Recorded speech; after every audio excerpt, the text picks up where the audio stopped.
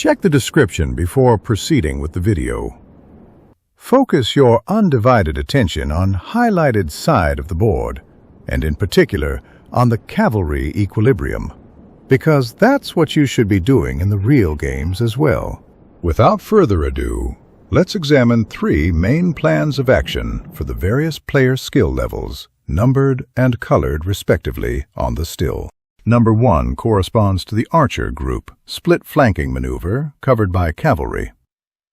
The idea is to gain angles by attacking in the flanks of archers that haven't faced your group, which requires getting closer to action after response shown on the screen.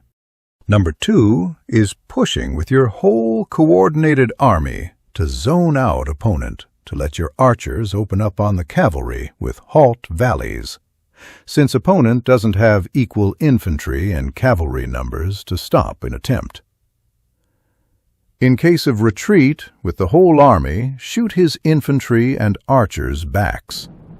His cavalry a bit out of position already, so you have a few charge-throughs with instant escapes lined up. The idea is to post peasants and zigzagging cavalry ahead of your archers. That way you check for skirmish mode or exploit fire-at-will targeting algorithm after the initial target, that is, archers, leaves the firing range by either kiting back and forth or making their archers retreat.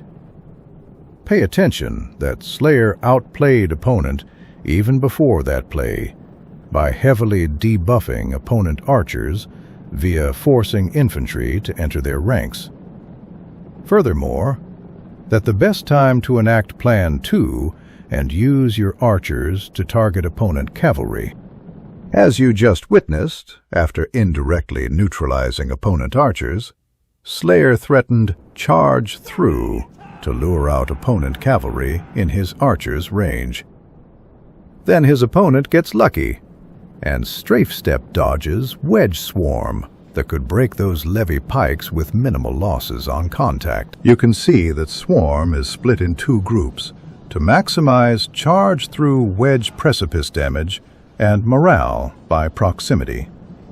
Common tactic to snipe generals. Lucky that Frenzied Chariot is near, still providing penalties for the perfect timing. Angles are paramount for all troop types, and charge through created the perfect triangulation play opportunity, usually reserved for more maneuverable unit types. I skipped pushing and pulling by Slayer to allow your archers leverage their ammo versus cavalry to bait all-out attack. One thing Slayer haven't done is switching one archer to fire arrows mode and splitting archers to gain angles, like the first plan displayed.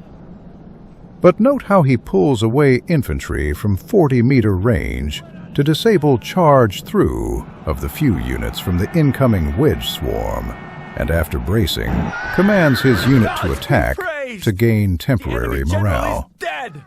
Next, he targets charge through path to snipe the general for spectacular finish.